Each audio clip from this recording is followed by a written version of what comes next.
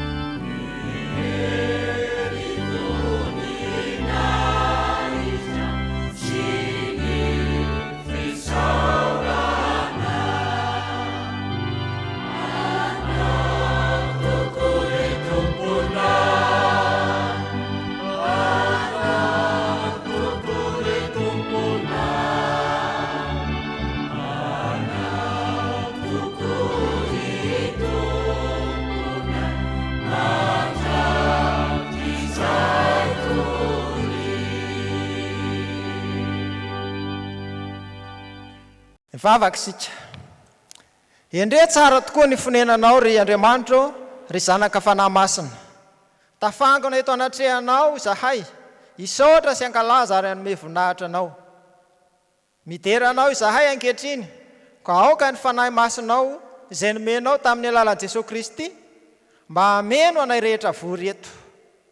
Velona ianao ary nandresy ny fahafatesana Jesosy Kristy zanakao, ka afaka mamindra aina aminay koa. Miasa mahery eo anatinay fanahy masino, mba haizanay manolo tena ho fanatitra velona sy masina ary sitraka ao Andriamanitra. Ataovy mahita ny herinao sy ny voninahitra ao zahay, ka hay manaja anao amin'ny anaran'i Jesosy Kristy. Amen. Tonga eo amin'ny fotoana fankalazana ny ten'Andriamanitra isika. Mialohan'ny vavaka sy ny vaky-teny dia ataontsika ny hira fanampy ny fahaenina andininy voalohany.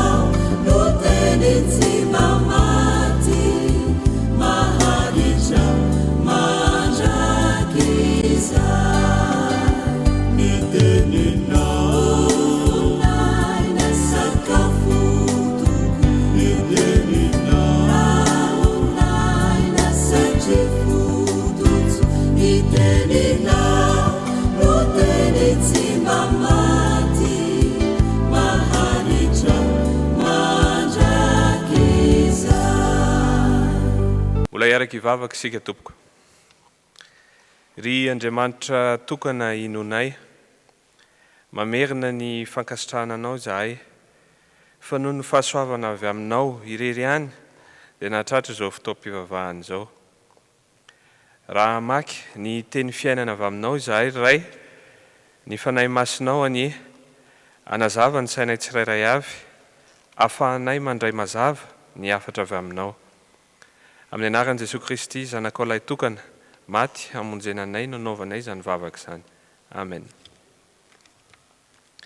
Iaraka maky sy hain'ny tenin'Andriamanitra isika ry havana, araka ny perikopy FJKM, testameta taloha, bokin'ny Samuela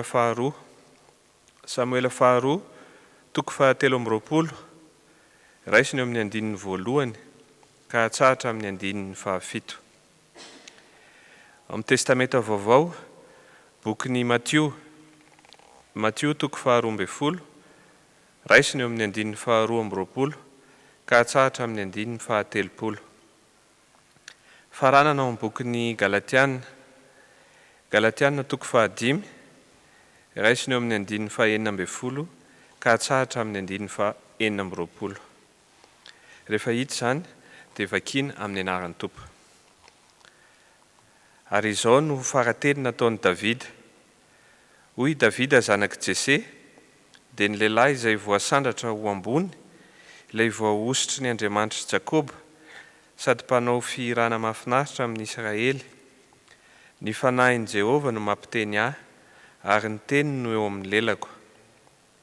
Andriamanitry ny Israely manao hoe, eny, ny vatolampin'ny Israely miteny amiko hoe, indro ny mpanapaka ny olona, marina izy sady manapaka amin'ny fahatahorana an'Andriamanitra. Ary izany dia toy ny fahazavan'ny maraina, raha miposaka ny masoandro, dia ilay maraina tsy misy rahona iny, ary ny ahitra manorobona amin'ny tany, noho ny ainandro manarakaraka ny ranonorana. Ary tsy toy izany indrindra amin'Andriamanitra va ny taranako, fa fanekena mandrakizay no nataony tampoko, voalamina amin'ny zavatra rehetra sady voatandrina. Fa ny famonjenay rehetra sy ny riko rehetra, moa tsy ampy tsy moa iny va? Fa ny teny ratsy fanahy rehetra kosa dia tahaka ny tsilo ariana fa tsy azo raisin'ny tanana izy. Ary ny olona izay mikasika azy dia tsy maintsy mitondra vy sy zaran-defina ary hodorana amin'ny hafa avokoa amin'ny toerany ireny. Dia nentina tany amin'ny Jesosy ny lehilahy anankiray izay demoniaka sady jamba ny mona, dia nositraniny ka dia niteny sy nahita ilay mona. Dia talanjona ny vahoaka rehetra ka nanao hoe, moa ity va ilay zanak' Davida? Fa noho ny reniny fariseo izany dia hoy izy, tsy misy amoahany lena ny demonia afa-tsy Belzeboba, lohan'ny demonia. Ary Jesosy nalala ny eritreritra dia nanao taminy hoe, ho foana ny fanjakana rehetra izay miady an-trano ary tsy haharitra ny tanàna rehetra na ny trano izay miady an-trano. Ary raha Satana no mamoaka ny Satana dia miady an-trano izy, koa ahoana no haharetan'ny fanjakany? Ary raha Belzeboba no amoahana ny demonia, iza kosa no mba amoahany zanakareo azy? Ary noho izany dia izy ihany no mpitsaranareo. Fa raha ny fanahin'Andriamanitra kosa no amoahako ny demonia, dia efa tonga aminareo sahady ny fanjakan'Andriamanitra. Fa ataon'ny olona ahoana no fiditra ao an-tranony mahery handroba ny entana? Raha tsy afatony alony mahery dia vao handroba ao an-tranony izy. Izay tsy mombay dia manohitra ahy, ary izay miara-mamory amiko dia manahaka. Fa hoy izao, mandehana araka ny fanahy dia tsy ahatanteraka ny filan'ny nofo ianareo, fa ny nofo manohitra ny fanahy, ary ny fanahy manohitra ny nofo, ary mifanohitra izy roa, mba tsy ahazonareo manao izay zavatra tianareo. Fa raha tarian'ny fanahy ianareo dia tsy ambanin'ny lalàna, fa miariary ny asan'ny nofo dia izao: fijangatsangana, fahalotoana, fijejojejoana, fanompon-tsampy, fanaovana ody ratsy, fifandrafiana, fifandirana, adilahy, fiafinafonana, fifampiandaniana, fisarahana, fitokoana, fialonana, fahamamona, filalaovan-dratsy, ary ny toy izany izay lazaiko aminareo rahateo tahaka ny voalazako. Fa iny koa, fa izay manao izany dia tsy handova ny fanjakan'Andriamanitra. Fa ny vokatry ny fanahy kosa dia fitiavana, fifaliana, fiadanana, faharim-po, fahamoram-panahy, fanaovan-tsoa, fahamarinana, fahalemem-panahy, fahononam-po. Tsy misy lalàna manohitra izany, fa izay an'i Kristy Jesosy dia efa nanombo ny nofony mba amin'ny faniriany sy ny filany tamin'ny hazo fijaliana. Raha velon'ny fanahy isika dia aoka andeha araka ny fanahy. Aoka isika tsy handrany tena foana ka hifampiaiky sy hifampialina. Ray Masino, manamasinana fahamarinana, fantenao fahamarinana. Amen. Mialohan'ny andraisantsika ny hafatra avy amin'izany tenin'Andriamanitra izay novakiana tamintsika izany, dia hataontsika eo am-pitsanganana ny hira fa 420. Hira fa 420.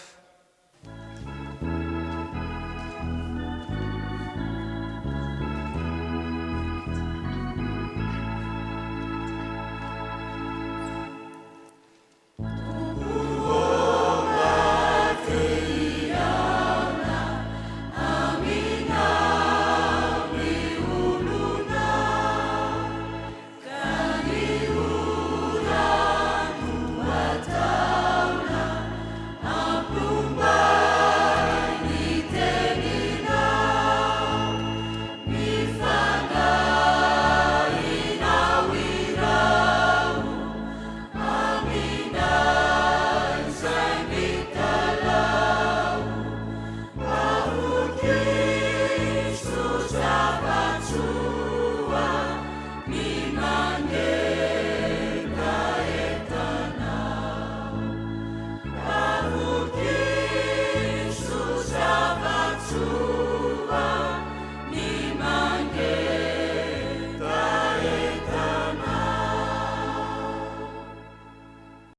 ho aminareo rehetra ny ariavana ny fahasoavana sy ny fiadanana avy amin'Andriamanitra ray Jesosy Kristy tompontsika ho aminareo ny fahafenon'ny fanahy masina. Amen. Ankatoavy ny fitarihan'ny fanahy masina. Izany hatrany ny loha-hevitra izay bandintsika eto anivony sahany FJKM mandritra ity volana Mey ity. Ny tenin'Andriamanitra izay andraisantsika hafatra amin'ity anio ity araka izay hita ao amin'ny filazantsara araka ny Matio toko faharoa ambin'ny folo ny andininy faharoa amby roapolo hatramin'ny andininy fahatelopolo. Eto amin'izao perikopy izao no ahitantsika ny amin'ny fihaonan'i Jesosy Kristy tamin'ireo vahoaka sy ny fariseo. Tao anatin'izany no nanatanterahani Jesosy ny fanasitranana ilay lehilahy demoniaka izay nahatonga an Jesosy anintsy ny fomba fijerin'ireo fariseo. Ireto fariseo rehefa nahita ny fanasitranana ataon Jesosy dia nanana fijery hafa. Jesosy namany Belzebuba no hitany. Hoy ny fariseo eo amin'ny andininy fahaefatra amby roapolo. Tsy misy amoan'ilay iny demonia afa-tsy Belzebuba lohan'ny demonia.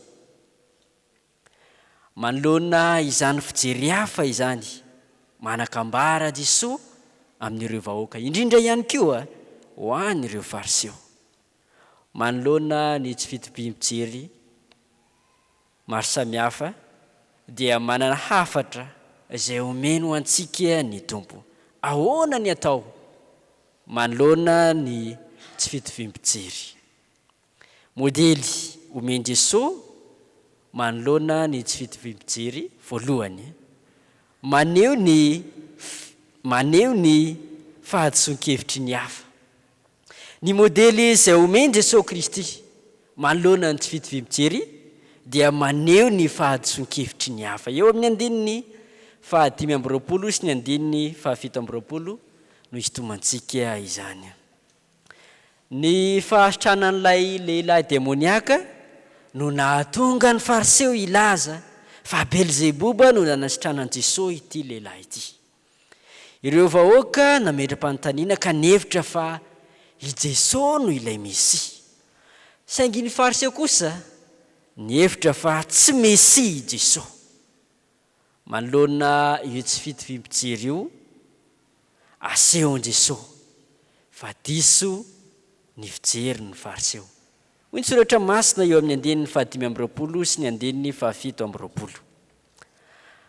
Ary Jesosy nahalala ny eritreriny dia nanao taminy hoe ho foana ny fanjakana rehetra izay miady an-trano, ary tsy ahatra ny tanàna rehetra na ny trano izay miady an-trano. Ary raha Satana no mamoaka ny Satana dia miady an-trano izy. Ka ahoana no areta ny fanjakany? Ary raha Belzebuba no amoahako ny demonia, iza kosa no mba amoahany zanakareo azy. Ary noho izany dia izy ihany no ho mpitsara anareo.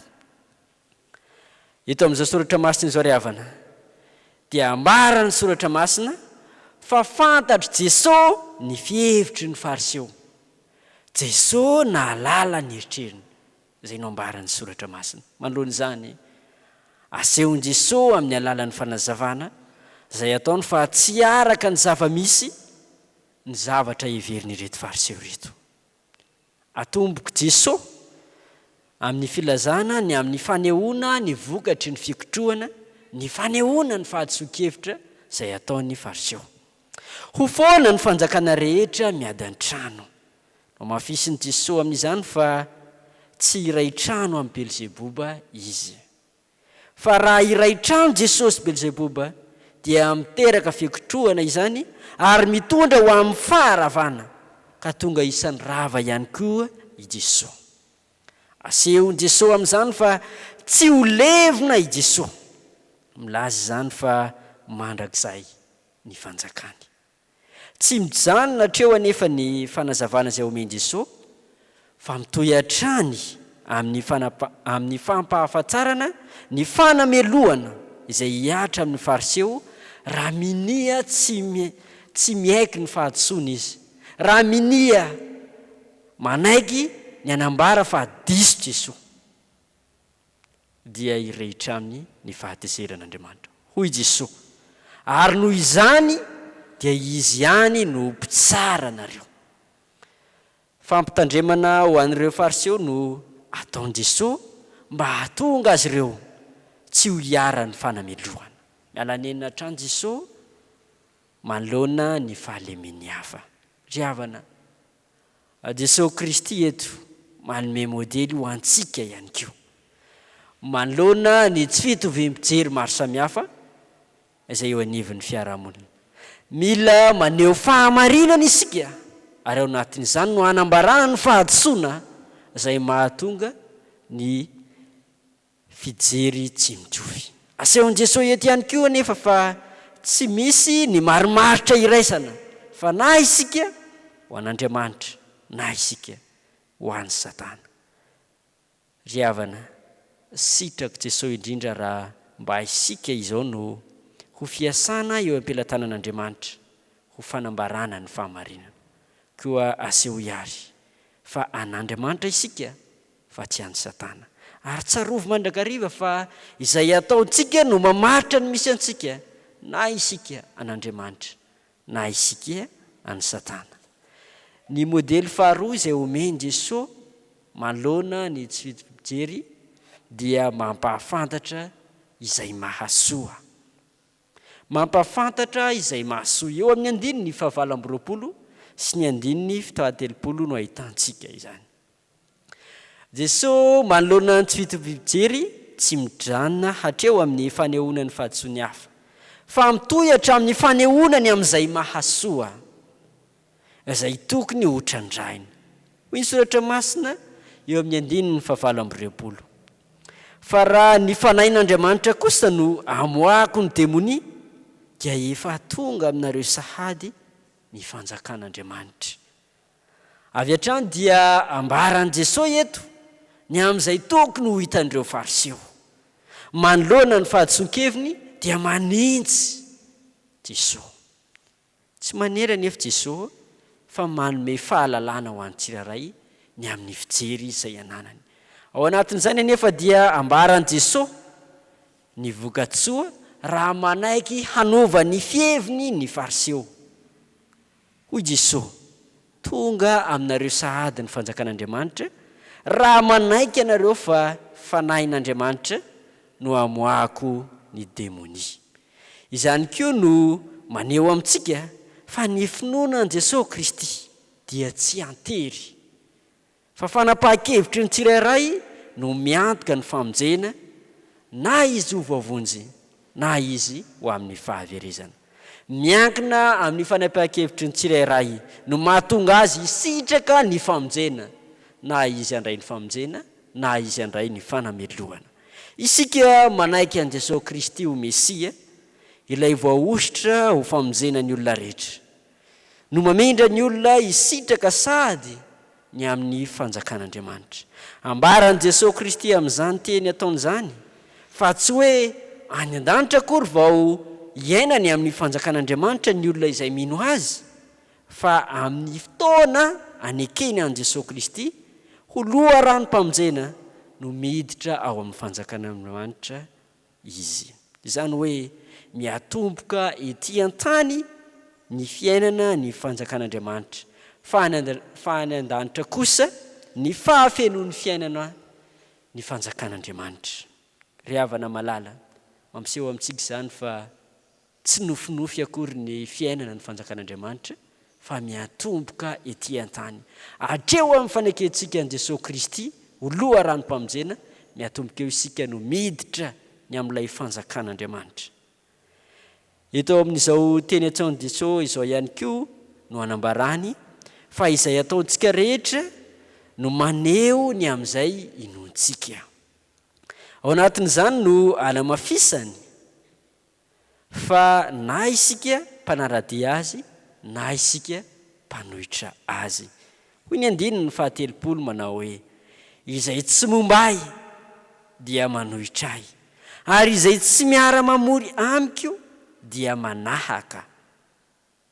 Ambaran Jesosy mazava eto fa tsy miaraka ny mpanohitra sy ny mpomba. Na isika manaiky an'ny Satana hanapaka eo amin'ny fiainantsika, na isika manaiky an' Jesosy ho mpanapaka eo amin'ny fiainantsika.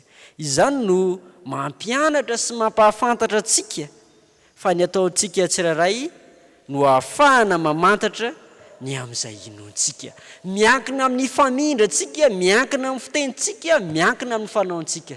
Izany no maneho ny amin'izay inontsika. Aoka ry havana isika tsy ho fitahiny Satana, ka hiatsara velatsia ka laim-panahy anao hoe aty am-piangonana dia tahaka izao ny fihetsiko sy ny fiteniko, fa rehefa ivelan'ny fiangonana dia hafa ny fihetsika sy ny fiteny. Tafiditra ao anatin'ny fianakavian'ny Satana ny olona izay miaina tahaka izany. Fantsaro ary manomboka amin'ny tian'io ity, fa tsy misy eo anelanelany na isika an' Jesosy na isika an'ny Satana.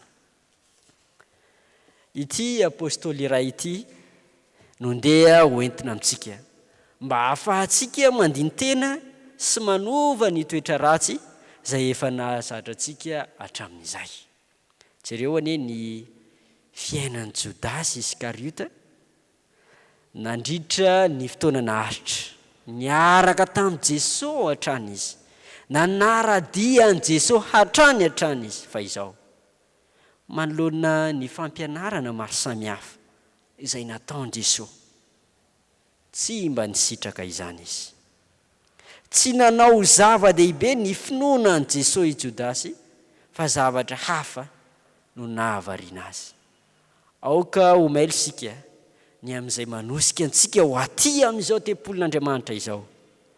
Raha ny fitiavana an' Jesosy no andehanantsika aty, dia efa tanteraka amintsika ilay tenin' Jesosy hoe efa tonga aminareo sahady ny fanjakan'Andriamanitra.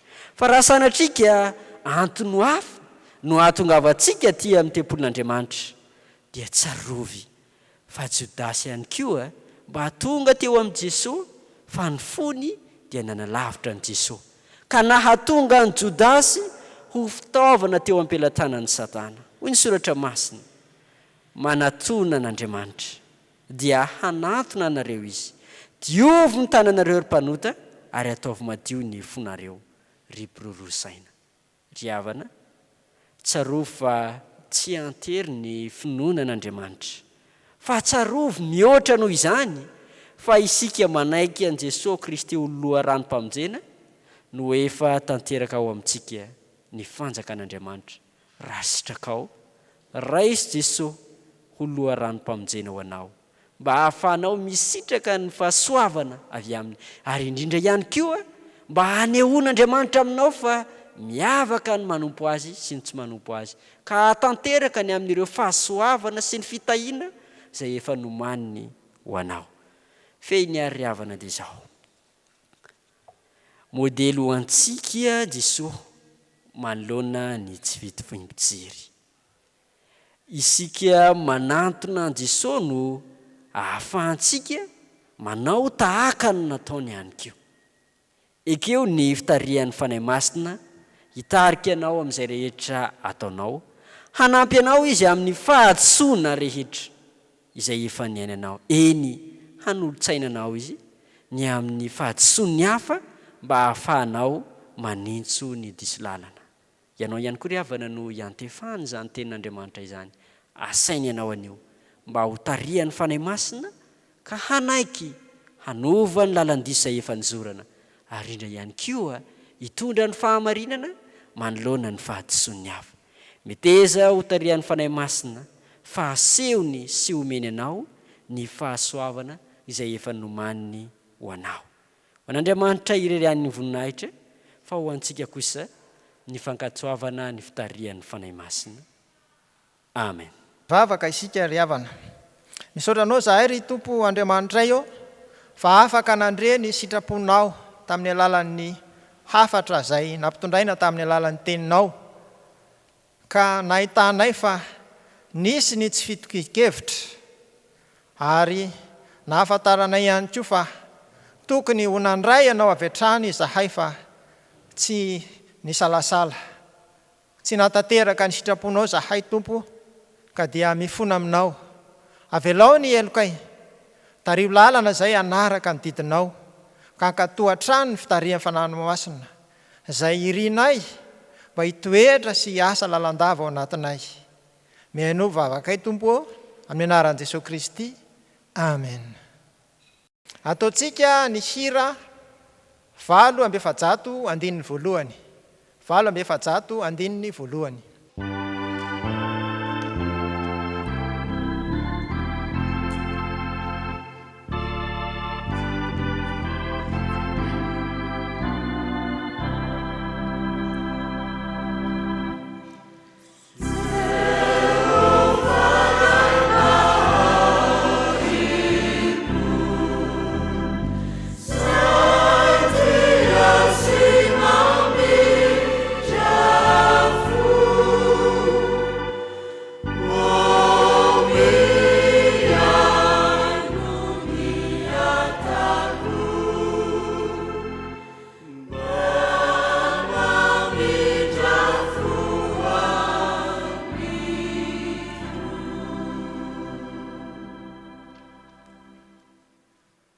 Raha iseo mpisanganana ry havana ny teny famelan-keloka izay tolotr'Andriamanitra antsika.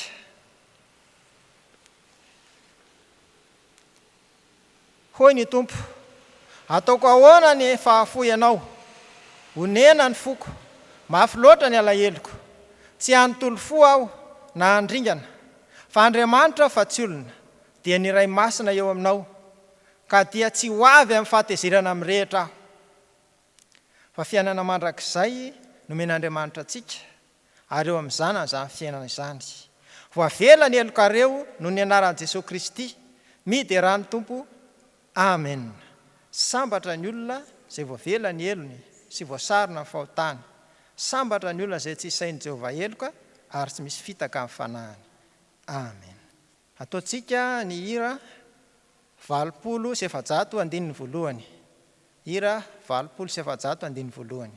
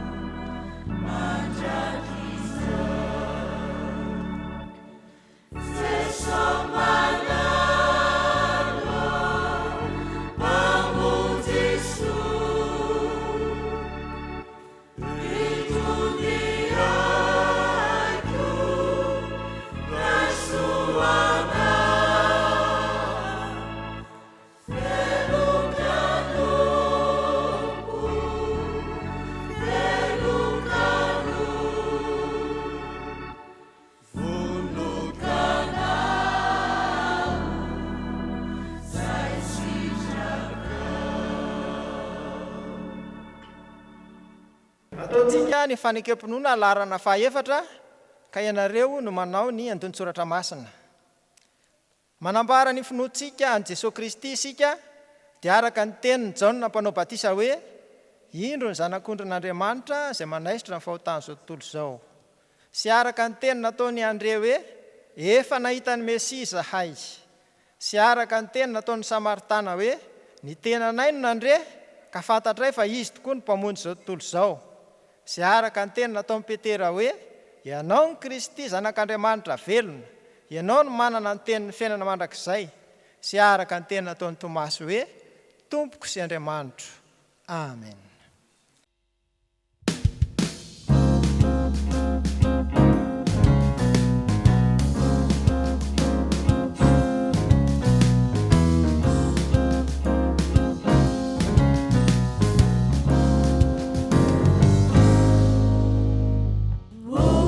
Samba Chanao,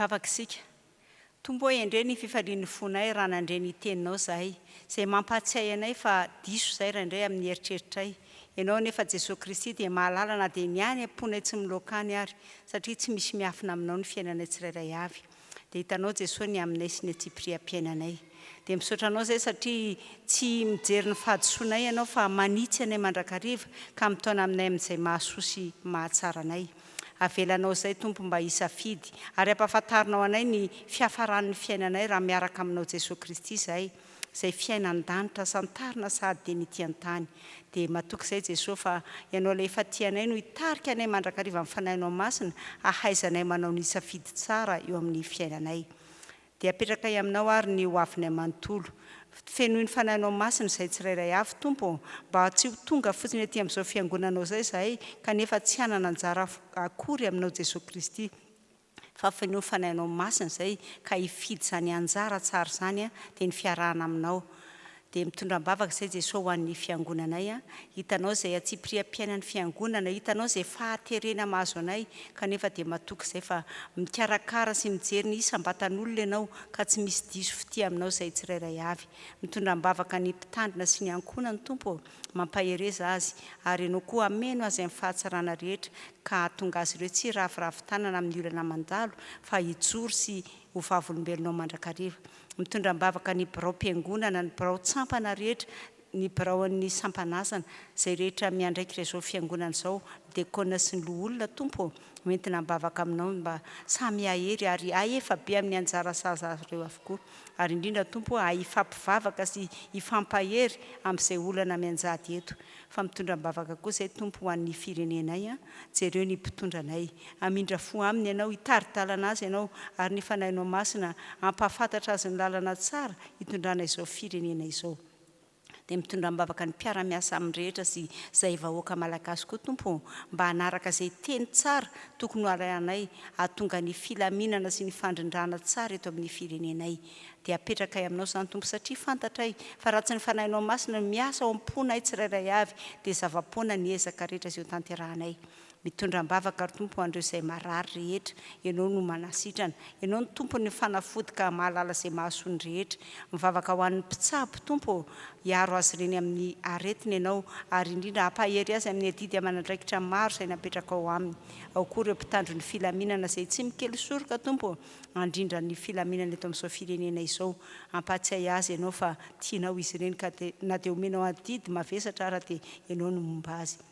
Dia apetraka ao aminao no avy ny firenena manontolo, ary tsy ny firenena malagasy ihany Jesosy fa izao tontolo izao mihitsy no apetraka eo aminao, satria ianao Jesosy Kristy raha tonga dia ety amin'izao tontolo izao dia tsy misy tianao verina dia iray azy, ka dia mitondra mbavaka n'izao tontolo izao izay tompo mba ahatsiaro hitodika aminao Andriamanitra, ametraka ny ady sy ny fiainana rehetra eo am-pelatananao.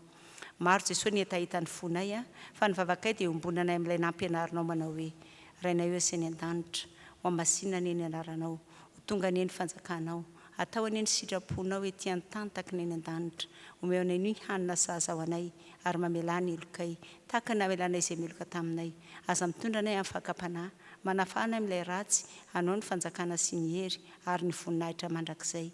Amen. Raha iso amin'ny finoninary ny tsodrano izay atolotra amin'ny anaran'i Jesosy, fa izy no hatanteraka izany ho antsika. Andriamanitry ny fiadanana ny hamasinareo samy ho tanteraka, koa ka horovana avokoa ny fanahinareo, ny ainareo, ny tenanareo ho tanteraka, ka tsy hainantsiny amin'ny fiavian'i Jesosy Kristy tompontsika. Amen. Ny hera fa 3:7, ny andininy voalohany no ataontsika.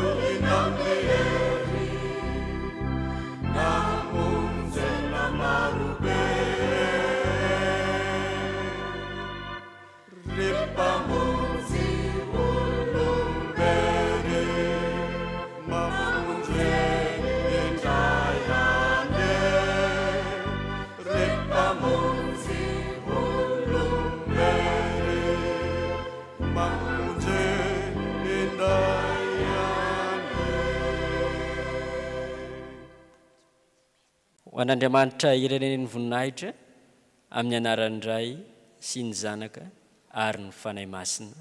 Amen.